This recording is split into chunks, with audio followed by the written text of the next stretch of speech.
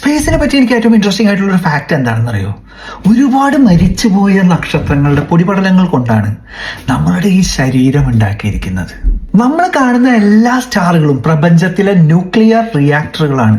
ചെറിയ ചെറിയ ആറ്റങ്ങളെയും ചെറിയ ചെറിയ പാർട്ടിക്കിളുകളെയും സ്ക്വഷ് ചെയ്ത് വലിയ ആറ്റങ്ങളാക്കി മാറ്റുന്ന മോളിക്യൂളുകൾ ഉണ്ടാക്കുന്ന ഒരു ന്യൂക്ലിയർ റിയാക്ടറാണ്. പക്ഷേ നമ്മളുടെ ശരീരത്തിലുള്ള ആറ്റങ്ങളും മോളിക്യൂളുകളും എടുത്തു കഴിഞ്ഞാൽ ജസ്റ്റ് ഒരു സ്റ്റാറിൽ നിന്നും വന്നിട്ടുള്ളതല്ല, ഒരുപാട് ഡസൻ കണക്കിന് സ്റ്റാറുകളിൽ നിന്നും വന്നിട്ടുള്ളതാണ്.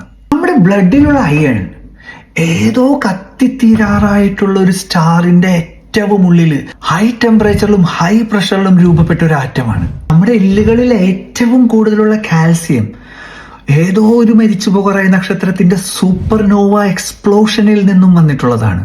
പിന്നെ നമ്മുടെ ശരീരത്തിൽ ഗോൾഡ് ഉണ്ട്.